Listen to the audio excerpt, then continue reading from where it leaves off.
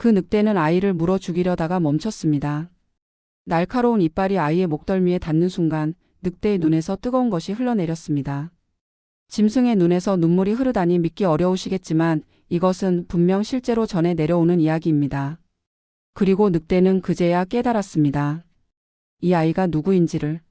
자, 오늘 제가 들려드릴 이야기는 조선 중기 강원도 깊은 산골에서 있었던 일입니다. 이 이야기를 끝까지 들으시면 왜 우리 조상들이 이 이야기를 수백 년 동안 전해왔는지 아시게 될 겁니다. 옛날 옛적 강원도 첩첩산 중에 월알이라는 외딴 마을이 있었습니다. 달빛 아래 마을이라는 뜻이었는데 그만큼 깊은 산속이라 낮에도 해가 잘 들지 않고 밤이면 오직 달빛만이 마을을 비추었기 때문입니다. 마을 뒤로는 청길 낭떠러지가 있는 험한 산이 솟아 있었고 앞으로는 깊은 계곡이 흘러 외지 사람이 찾아오기 어려운 곳이었습니다. 이 마을에 박시성을 가진 나무꾼이 살았습니다. 사람들은 그를 박서방이라 불렀는데 성품이 어찌나 착한지 마을에서 모르는 사람이 없었습니다. 어려서 부모를 여의고 남의 집 머슴살이를 하다가 30이 넘어서야 겨우 장가를 들었는데 그 아내 역시 어려운 집안 출신이었습니다.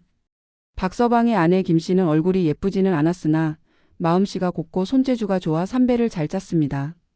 웃음이 많고 말이 부드러워 마을 사람들이 모두 좋아했습니다.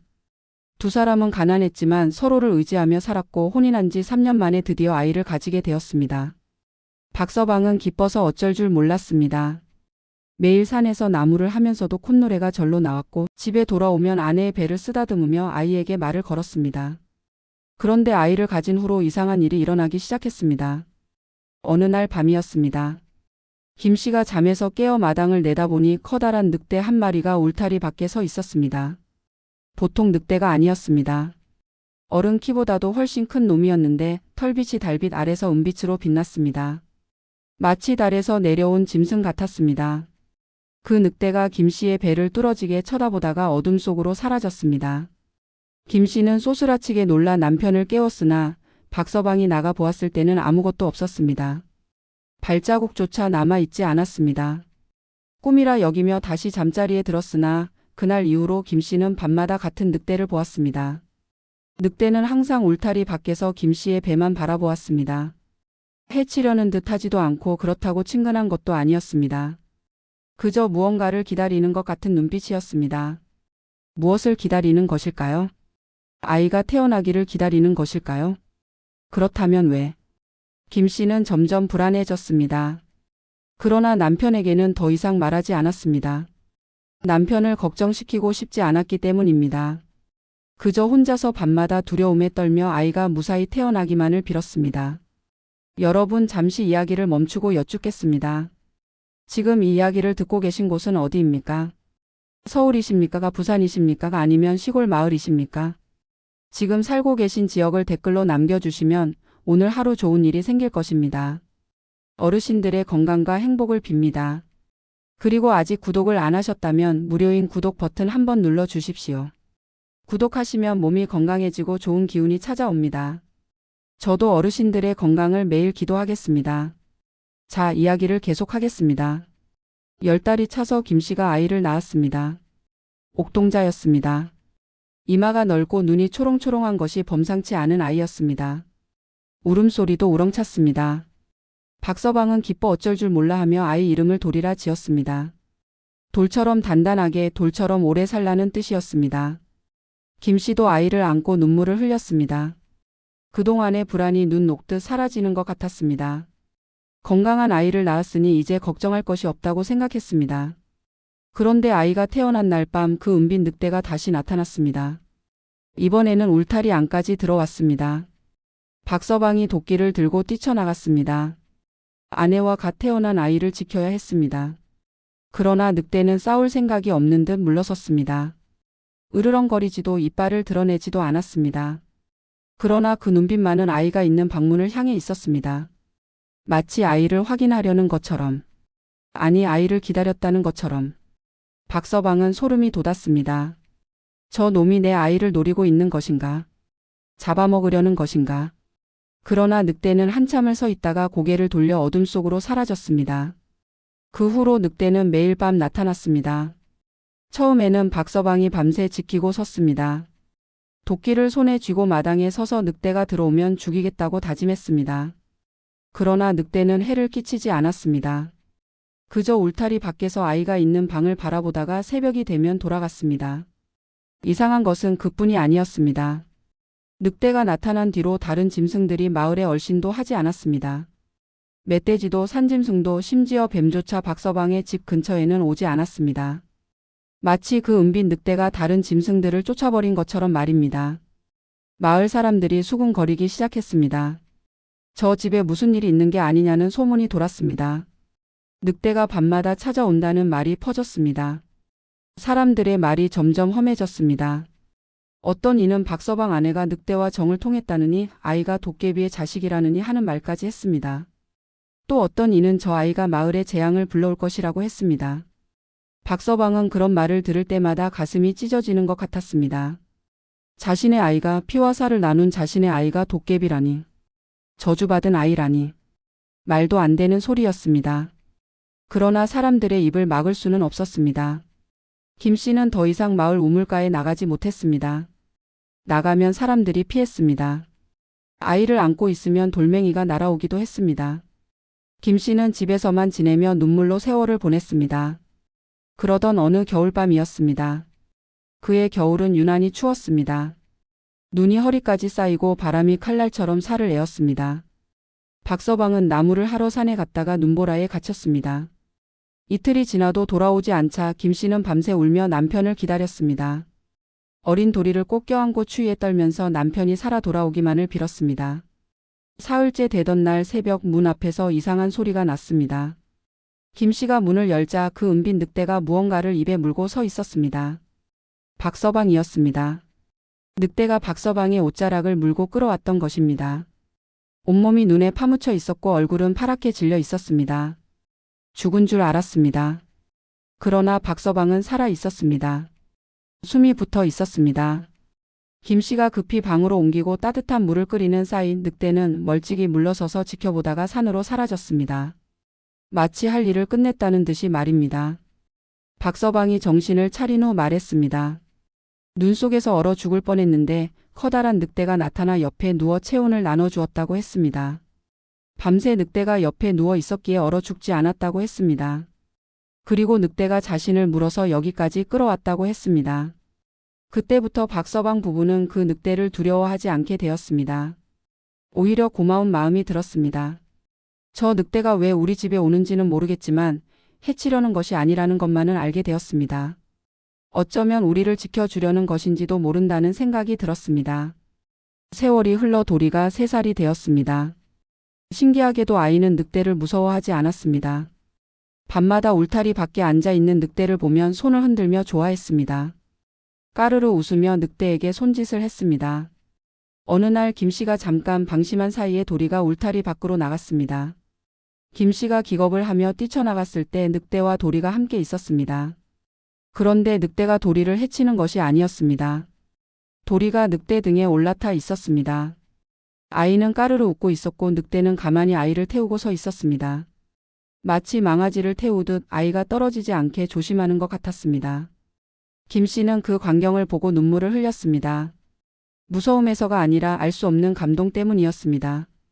그날 이후로 늑대는 낮에도 나타났습니다.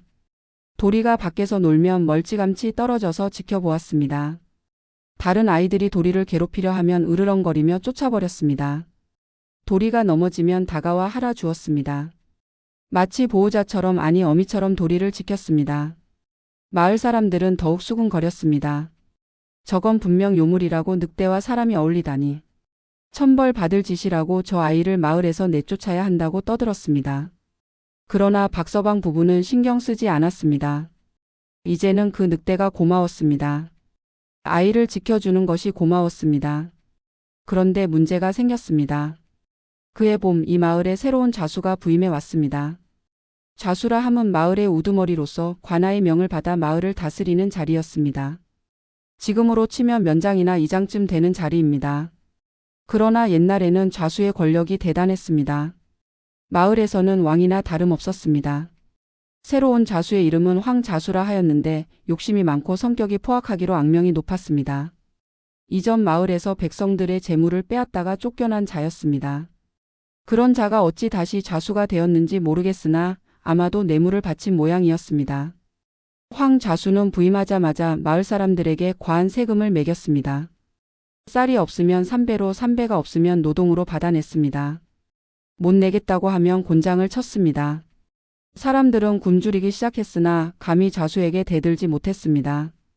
어느 날 황 좌수가 박서방의 집에 왔습니다. 황 좌수는 늑대 이야기를 들었던 것입니다. 은빛 늑대 가죽은 천금을 준다 해도 구할 수 없는 귀한 것이었습니다. 황 좌수의 눈이 탐욕으로 빛났습니다. 내가 박서방이냐고 물었습니다. 박서방은 공손히 허리를 숙였습니다. 예, 그렇습니다. 라고 대답했습니다. 황 좌수가 말했습니다. 내 집에 늑대가 드나든다는 말을 들었다. 늑대 가죽은 비싸게 팔린다. 그 늑대를 잡아 바쳐라. 박서방은 난감했습니다. 그 늑대는 자신의 목숨을 구해준 은인이었습니다. 아이를 지켜주는 보호자였습니다. 어찌 은인을 죽여서 바칠 수 있겠습니까? 좌수 어른, 그 늑대는 야생의 짐승이라 제가 어찌할 수 없습니다. 더구나 저를 살려준 은혜가 있어서. 말이 끝나기도 전에 황 좌수의 얼굴이 불그락푸르락해졌습니다. 뭐시? 은혜? 짐승한테 은혜를 입었다고? 미친 놈이로군. 일주일 안에 늑대를 바치지 않으면 내 놈의 밭을 몰수하겠다. 황 좌수는 그렇게 으름장을 놓고 돌아갔습니다. 박서방은 밤새 고민했습니다. 밭을 빼앗기면 가족이 굶어 죽을 것이었습니다. 그러나 은인을 죽일 수도 없었습니다. 아이를 지켜주는 늑대를 어떻게 죽입니까? 그것은 사람의 도리가 아니었습니다. 진퇴양난이었습니다. 박서방은 술 한 사발을 들이키며 한숨을 쉬었습니다. 달빛이 마당을 비추고 울타리 밖에서 늑대가 지켜보고 있었습니다. 박서방은 늑대를 바라보았습니다. 늑대도 박서방을 바라보았습니다. 내가 왜 이 지경이 되었을까? 그저 착하게만 살면 되는 줄 알았는데 세상은 왜 이리 험한 것인가? 그날 밤 박서방은 울타리 밖으로 나가 늑대 앞에 무릎을 꿇었습니다. 너를 잡아 바치라는 명을 받았다. 하지만 나는 그리할 수 없다. 이제 다시는 이 마을에 오지 마라. 멀리 가거라. 사람들의 눈에 띄지 않는 깊은 산속으로 가거라. 늑대는 가만히 박서방을 바라보았습니다. 그 눈이 마치 사람의 눈처럼 슬퍼 보였습니다. 무언가 말하고 싶은 것 같기도 했습니다. 그러나 짐승은 말을 할 수 없었습니다. 그저 바라볼 뿐이었습니다. 늑대는 고개를 돌려 어둠 속으로 사라졌습니다. 그 후로 늑대는 나타나지 않았습니다. 일주일이 지났습니다. 황 좌수가 하인들을 거느리고 다시 왔습니다. 늑대는 어디 있느냐고 물었습니다. 박서방은 도망갔습니다. 다시는 오지 않을 것입니다. 라고 대답했습니다. 황 좌수의 눈이 가늘어졌습니다. 내가 늑대를 풀어준 개로구나. 좋다. 약속대로 밭을 몰수하겠다. 그리고 황 좌수의 눈이 어린 도리에게 향했습니다. 이 아이가 늑대와 통한다면서? 저주받은 아이라는 소문도 들었다. 마을의 평화를 위해 이 아이를 산에 버리도록 하겠다. 박서방의 얼굴이 창백해졌습니다. 좌수 어른, 이 아이가 무슨 죄가 있습니까? 제 목숨을 가져가시더라도 아이만은 살려주십시오. 박서방이 땅에 머리를 조아렸습니다. 이마에서 피가 흘러도 멈추지 않았습니다. 김씨는 도리를 꽉 껴안고 울부짖었습니다. 그러나 황 좌수는 냉정했습니다. 내일 아침까지 아이를 산에 갖다 버려라. 그렇지 않으면 내 식구 모두 관아로 끌고 가겠다. 관아에 끌려가면 뼈도 못 추리고 죽을 것이다. 황 좌수가 돌아가고 박서방 부부는 밤새 울었습니다. 어떻게 해야 할지 알 수 없었습니다. 도망치자니 갈 곳이 없었습니다. 산을 넘으면 죽을 것이고 마을에 남으면 잡혀갈 것이었습니다. 싸우자니 힘이 없었습니다. 좌수에게 대들면 역적으로 몰려 죽을 것이었습니다. 김씨가 울며 말했습니다.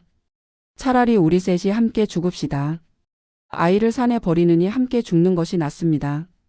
박서방은 아내의 손을 잡았습니다. 아직 포기하지 마시오. 방법이 있을 것이오. 내일 산으로 가서 숨을 곳을 찾아보겠소. 아이를 버리는 것이 아니라 함께 숨어 살 곳을 찾겠소. 다음 날 새벽 박서방은 아이를 등에 업고 산으로 향했습니다. 버릴 생각이 아니었습니다.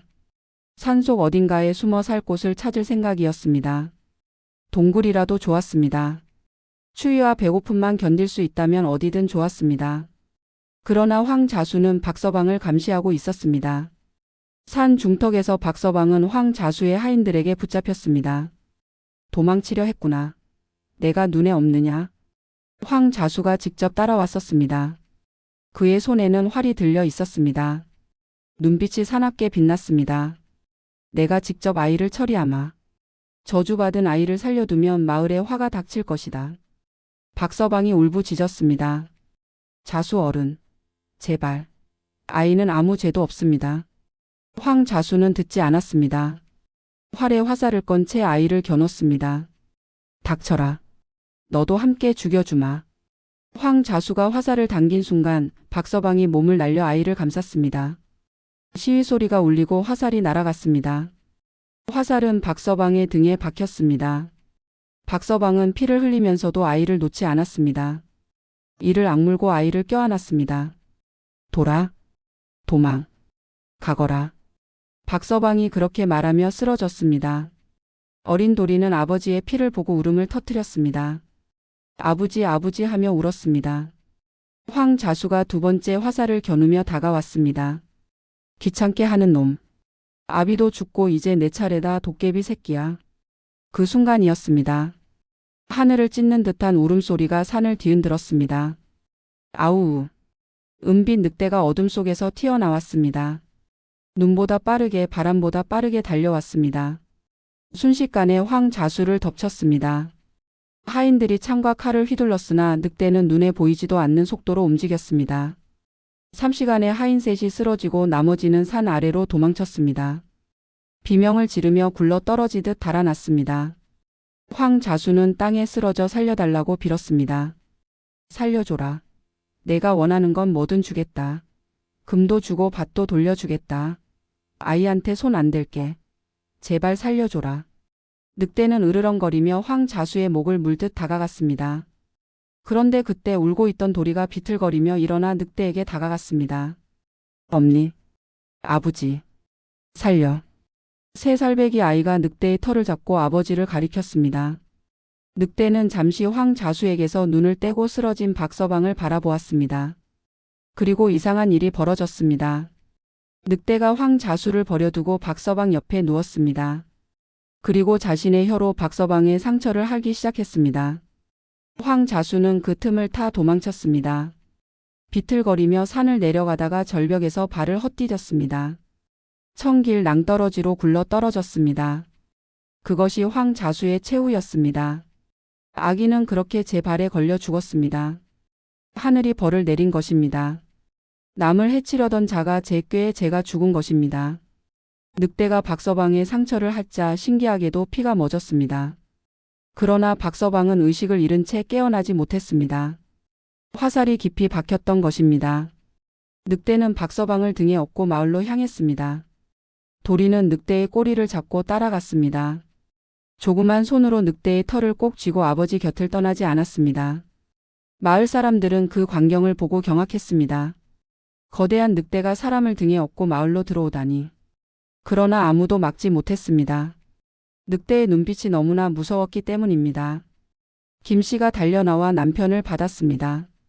여보, 여보, 정신 차려요. 늑대는 박서방을 내려놓고 멀찌감치 물러섰습니다. 그리고 밤새 박서방의 집 울타리 밖에서 지켰습니다. 꼼짝도 하지 않고 앉아서 집 안을 바라보았습니다. 박서방은 사흘이 지나서야 정신을 차렸습니다. 눈을 떴을 때 처음 한 말이 이것이었습니다. 도리는 무사하냐? 김씨가 울며 아이를 데려왔습니다. 도리는 아버지를 보자 환하게 웃었습니다. 아버지. 박서방은 힘겹게 손을 뻗어 아이의 볼을 쓰다듬었습니다. 눈물이 흘러내렸습니다. 내가 너를 지키지 못할 뻔했구나. 미안하다. 아들아. 김씨가 울먹이며 말했습니다. 그 늑대가 당신을 살렸어요. 아이도 지켜줬고요. 황자수는 도망치다가 절벽에서 떨어져 죽었대요. 박서방은 창밖을 바라보았습니다. 울타리 밖에서 늑대가 보였습니다. 달빛 아래 은빛으로 빛나는 그 모습이, 꼼짝 않고 앉아서 이쪽을 바라보는 그 모습이, 저 늑대, 대체 왜 우리를 지키는 것일까? 무슨 인연이기에? 그로부터 며칠 후 마을에 낯선 노인이 찾아왔습니다. 흰 수염이 가슴까지 내려오고 도포를 걸친 것이 범상치 않은 양반처럼 보였습니다. 그러나 얼굴에는 깊은 주름이 패여 있었고 눈에는 슬픔이 가득했습니다. 죄인의 눈이었습니다. 노인은 마을 사람들에게 박서방의 집을 물었습니다. 박서방의 집 앞에 이르자 늑대가 으르렁거리며 나타났습니다. 이빨을 드러내며 노인을 위협했습니다. 그런데 노인은 놀라지 않았습니다. 오히려 슬픈 눈으로 늑대를 바라보았습니다. 그래, 여기 있었구나. 오래 찾았다. 늑대는 노인을 보자 갑자기 자세를 낮추었습니다. 으르렁거리던 것이 멈추고 마치 절을 하듯 머리를 조아렸습니다. 이 광경을 본 박서방이 집 밖으로 나왔습니다. 아직 몸이 완전히 낫지 않았으나 이상한 예감에 나올 수밖에 없었습니다. 노인장 누구십니까? 어인 일로 오셨습니까? 노인은 천천히 고개를 들어 박서방을 바라보았습니다. 그 눈에 눈물이 고여 있었습니다. 자네가 박서방인가? 아이의 아버지인가? 그렇습니다. 노인은 한숨을 깊이 쉬었습니다. 내가 하는 말을 끝까지 들어주게. 그리고 나를 미워하지 말아주게. 아니 미워해도 좋네. 미워받아 마땅한 놈이니까. 박서방은 고개를 갸웃거렸습니다. 노인이 입을 열었습니다. 나는 금강산 자락에서 돌을 닦던 사람일세. 젊었을 때는 무당의 아들로 태어나 산신을 모시며 살았지. 산짐승과 말이 통하고 하늘의 뜻을 읽을 줄 알았네. 사람들이 나를 도인이라 불렀지. 박서방은 묵묵히 들었습니다. 그런데 30해 전 내가 큰 잘못을 저질렀네. 노인의 눈이 아득히 먼 곳을 바라보았습니다. 30년 전에 그날로 돌아간 것처럼. 그해 겨울 금강산에 큰 눈보라가 몰아쳤네. 나는 산 아래로 내려가다가 동굴에서 새끼를 낳은 암늑대를 발견했지. 새끼는 5마리였는데 그중 1마리가 유독 빛났네. 털이 은빛으로 빛나는 놈이었어. 달빛을 받으면 마치 살아있는 달 같았지. 박서방의 눈이 커졌습니다. 은빛 늑대. 바로 지금 울타리 앞에 앉아있는 그 늑대였습니다. 나는 욕심이 생겼네. 은빛 늑대의 가죽은 천금을 준다 해도 구할 수 없는 것이라 들었거든. 한양의 대감들이 서로 사겠다고 난리라는 말도 들었지. 그래서 그 은빛 새끼를 빼앗았지. 노인의 목소리가 떨렸습니다. 어미 늑대가 물고 늘어졌지만 나는 칼을 휘둘러 어미의 앞발을 베었네. 피가 뿌려졌지. 어미는 피를 흘리며 쫓아왔지만 나는 산 아래로 도망쳤지. 어미 늑대의 울음소리가 지금도 귀에 선하네. 아우 하고 밤새 울었어. 새끼를 찾는 울음소리였지. 박서방은 말없이 늑대를 바라보았습니다. 늑대도 그 이야기를 듣고 있는 듯 고개를 숙인 채 움직이지 않았습니다. 나는 은빛 새끼를 키워 가죽을 팔 생각이었네.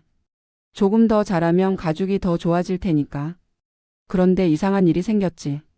노인이 말을 이었습니다. 새끼 늑대를 데려온 날부터 내 주변에 불행이 끊이지 않았네. 집이 불에 타고 가축이 죽고 가족들이 병에 걸렸지. 아내가 죽고 자식들도 하나둘 죽어갔어. 마을 무당이 말하길 산신의 저주라 했네. 산의 영물을 탐한 벌이라고. 은빛 늑대는 산신이 점지한 신령스러운 짐승인데 그것을 건드렸으니 천벌을 받는 것이라고. 박서방이 물었습니다. 그래서 어찌 하셨습니까? 노인은 쓴 웃음을 지었습니다.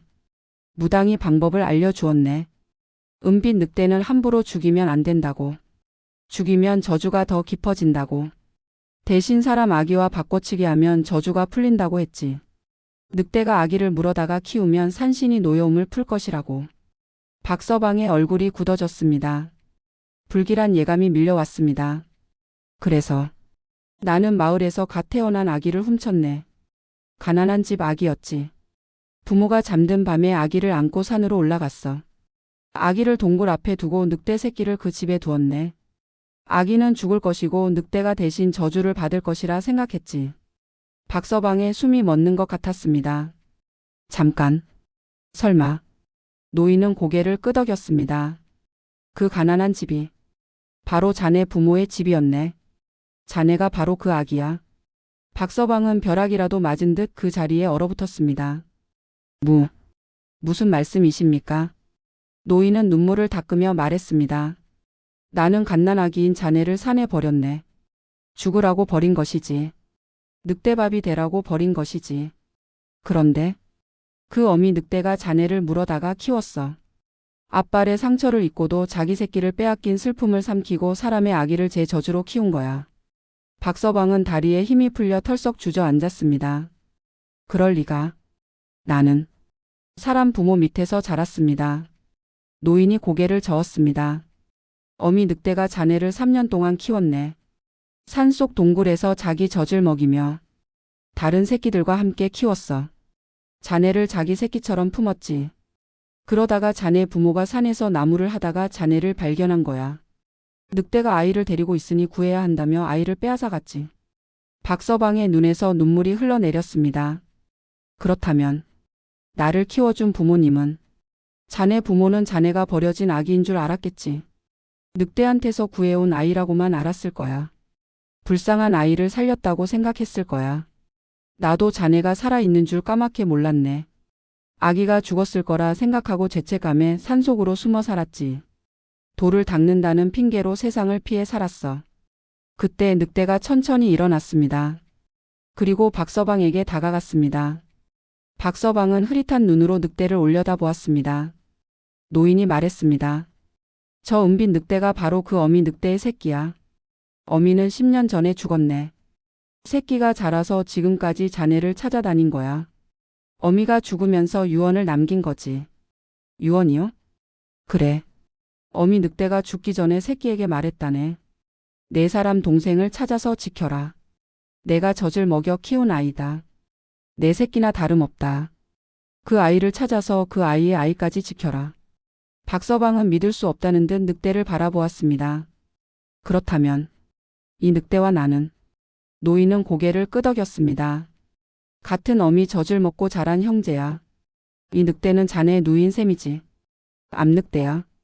어미의 유언을 받들어 자네를 찾아 수십 년을 헤맸고 드디어 자네를 찾아서 지키고 있는 거야. 박서방은 떨리는 손으로 늑대의 머리를 쓰다듬었습니다. 늑대는 눈을 감고 박서방의 손길을 받았습니다. 마치 오랫동안 기다렸던 것처럼, 형제의 손길을 기다렸던 것처럼. 누이, 내가 나를 지키려고 이 오랜 세월을. 늑대의 눈에서 눈물이 흘러내렸습니다. 박서방도 울었습니다. 두 형제가 울었습니다. 말은 통하지 않았지만 마음은 통했습니다.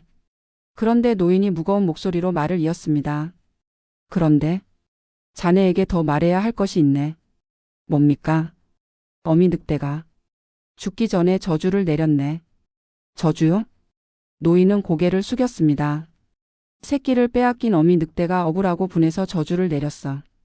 자기 새끼를 빼앗아간 인간에게. 그리고 자기가 키운 사람 아기에게도.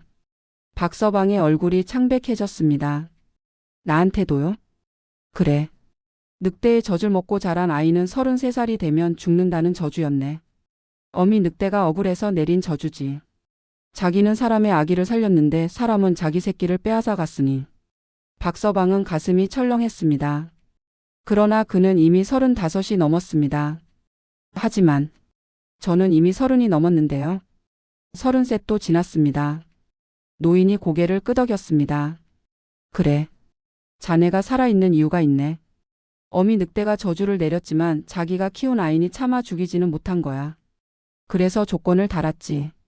자네가 자식을 낳으면 저주가 자식에게 옮겨간다는 조건.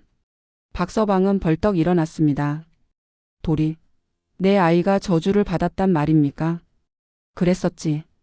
자네 아이가 태어나는 순간 저주가 옮겨갔어. 그래서 이 은빛 늑대가 자네 아이 곁에 온 거야. 왜요? 아이를 해치려고요? 노인은 고개를 저었습니다. 아니, 저주를 풀려고 온 거야. 저주를 풀다니요?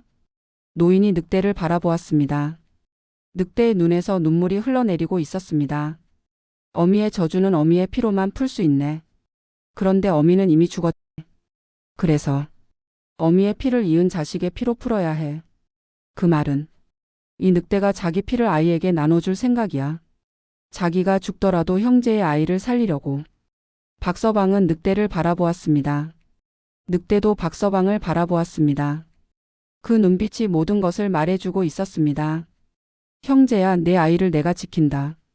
내 목숨을 바쳐서라도. 박서방은 늑대를 껴안았습니다. 안 돼. 내가 죽으면 안 돼. 누이야. 내가 죽으면 안 돼. 늑대는 가만히 박서방의 품에 안겼습니다. 김씨가 도리를 안고 나왔습니다. 도리는 아버지와 늑대를 보며 손을 내밀었습니다. 노인이 품에서 작은 단검을 꺼냈습니다. 이 칼로 늑대의 피를 받아 아이에게 먹이면 저주가 풀릴 것이네. 하지만 늑대는 죽을 거야. 많은 피를 흘려야 하거든. 박서방은 고개를 저었습니다. 그렇게는 못합니다. 차라리 내 아이가 저주를 받는 게 낫지 누이를 죽일 수는 없습니다. 그때 늑대가 스스로 일어섰습니다. 그리고 노인에게 다가가 단검 앞에 목을 들이밀었습니다. 박서방이 울부짖었습니다. 안 돼. 누이야. 안 돼. 그러나 늑대는 물러서지 않았습니다. 오히려 박서방을 바라보며 고개를 끄덕였습니다. 마치 말하는 것 같았습니다. 괜찮아. 이것이 내가 원하는 거야. 어미의 유언을 지키는 거야. 내 아이를 지키는 거야. 노인이 떨리는 손으로 단검을 들었습니다. 늑대가 스스로 원하네. 막지 말게. 이것이 늑대의 선택이야. 박서방은 눈물을 흘리며 늑대의 머리를 쓰다듬었습니다. 누이야. 미안하다. 고맙다. 다음 생에는 내가 너를 지켜줄게. 늑대는 눈을 감았습니다. 노인이 단검으로 늑대의 목을 그었습니다. 붉은 피가 흘러나왔습니다. 김씨가 그릇에 피를 받았습니다. 늑대는 점점 힘이 빠져갔습니다. 그러나 끝까지 눈을 감지 않았습니다. 박서방을 바라보았습니다. 도리를 바라보았습니다. 김씨가 늑대의 피를 도리에게 먹였습니다. 아이가 피를 삼키자 이상한 일이 벌어졌습니다. 아이의 몸에서 빛이 났습니다.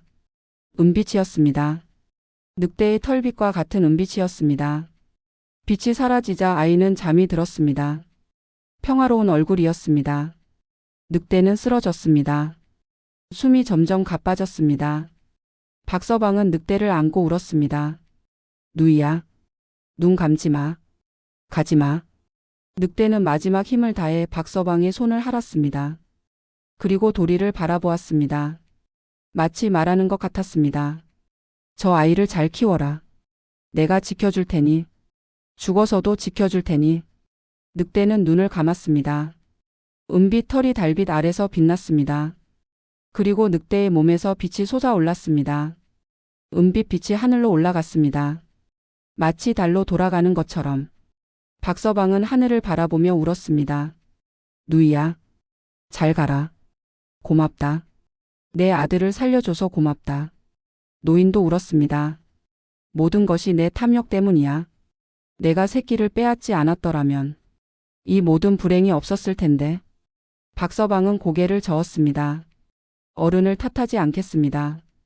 이미 지난 일입니다. 그리고 어른이 새끼를 빼앗지 않았더라면 저는 태어난 그 자리에서 죽었을 겁니다. 늑대 어미가 저를 키우지 않았을 테니까요. 노인은 박서방을 바라보았습니다. 자네, 나를 용서하는 건가? 용서라고 할 것도 없습니다. 저는 살아있고 아이도 살았습니다. 누이가 목숨을 바쳐 지켜줬습니다. 원망보다는 감사함이 더 큽니다. 노인은 엉엉 울었습니다.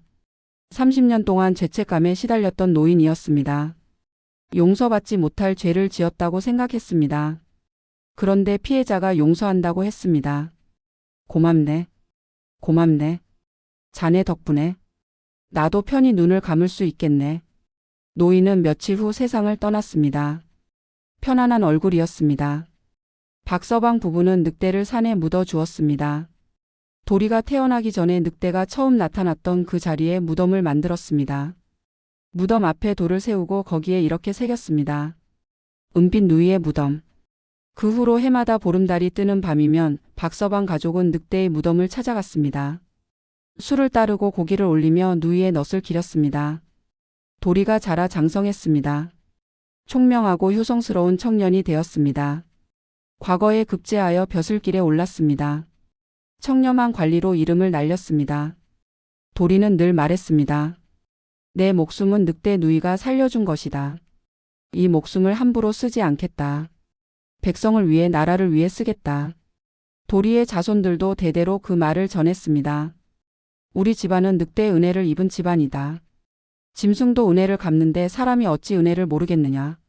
월아리 마을에는 지금도 그 이야기가 전해 내려옵니다. 보름달이 뜨는 밤이면 산에서 늑대 울음소리가 들린다고 합니다. 아우 하고 우는 소리가 들린다고 합니다. 마을 사람들은 말합니다. 저 소리는 은빈 늑대가 아직도 마을을 지키는 소리다. 자기 형제의 후손들을 지키는 소리다. 짐승도 은혜를 알고 짐승도 형제를 지킵니다.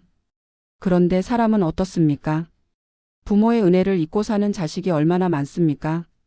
형제끼리 재산 때문에 원수가 되는 일이 얼마나 많습니까? 친구의 은혜를 배신하는 일이 얼마나 많습니까? 짐승만도 못한 사람들이 있습니다. 그러나 또 한편으로는 짐승보다 나은 사람들도 있습니다. 박서방처럼 은인을 배신하지 않는 사람. 황좌수의 협박에도 늑대를 죽이지 않은 사람. 자기 목숨을 바쳐 아이를 지킨 사람. 늑대처럼 형제를 위해 목숨을 바치는 마음. 어미의 유언을 지키기 위해 평생을 바치는 마음. 그것이 바로 사람과 짐승이 함께 나눌 수 있는 것입니다. 은혜와 정입니다. 이 이야기는 조선 중기부터 전해 내려왔습니다. 처음에는 늑대가 아이를 잡아먹으려고 키웠다는 무서운 이야기로 전해졌습니다. 그래서 제목이 늑대가 잡아먹으려 키운 아기입니다. 그러나 이야기를 끝까지 들으면 알 수 있습니다. 늑대는 아이를 잡아먹으려 한 것이 아니었습니다. 지키려 했던 것입니다. 사람들은 겉모습만 보고 판단합니다. 늑대가 아이 곁에 있으면 잡아먹으려는 것이라고 생각합니다. 무섭게 생긴 것이 옆에 있으면 해치려는 것이라고 생각합니다. 그러나 진실은 겉모습과 다를 때가 많습니다. 무서워 보이는 것이 실은 지켜주는 것일 때가 있습니다. 험해 보이는 것이 실은 따뜻한 것일 때가 있습니다. 황좌수는 사람이었지만 짐승보다 못했습니다. 은빈 늑대는 짐승이었지만 사람보다 나았습니다. 사람이냐 짐승이냐가 중요한 것이 아닙니다. 마음이 중요한 것입니다. 은혜를 아는 마음, 형제를 지키는 마음, 목숨보다 소중한 것을 위해 목숨을 바치는 마음. 그것이 있으면 짐승도 사람이 될 수 있습니다. 그것이 없으면 사람도 짐승만 못하게 됩니다. 여러분은 어떻게 사십니까? 은혜를 기억하십니까? 형제를 지키십니까? 소중한 사람을 위해 무엇을 바칠 수 있습니까? 오늘 밤 딸을 보시거든 은빈 늑대를 떠올려 주십시오. 형제를 위해 목숨을 바친 그 늑대를 떠올려 주십시오. 그리고 여러분의 형제를, 부모를, 자식을 떠올려 주십시오. 아직 늦지 않았습니다. 오늘이라도 전화 한 통 하십시오. 오랫동안 연락 못했던 형제에게, 멀리 사는 자식에게, 고향에 계신 부모님에게 보고 싶다고, 사랑한다고, 고맙다고 말씀하십시오. 그것이 은빈 늑대가 우리에게 남긴 교훈입니다. 이야기는 여기서 끝입니다. 오늘도 긴 이야기 들어주셔서 감사합니다. 다음에 또 좋은 이야기로 찾아뵙겠습니다. 건강하십시오. 그리고 사랑하십시오. 아직 구독을 안 하셨다면 구독 버튼 꼭 눌러주시고 좋아요도 눌러주시면 큰 힘이 됩니다. 댓글에 여러분의 생각도 남겨주십시오. 오늘 들려드린 이야기 어떠셨습니까? 다음에는 어떤 이야기를 듣고 싶으십니까? 댓글로 알려주시면 다음 이야기에 반영하겠습니다. 그럼 오늘도 편안한 밤 되십시오.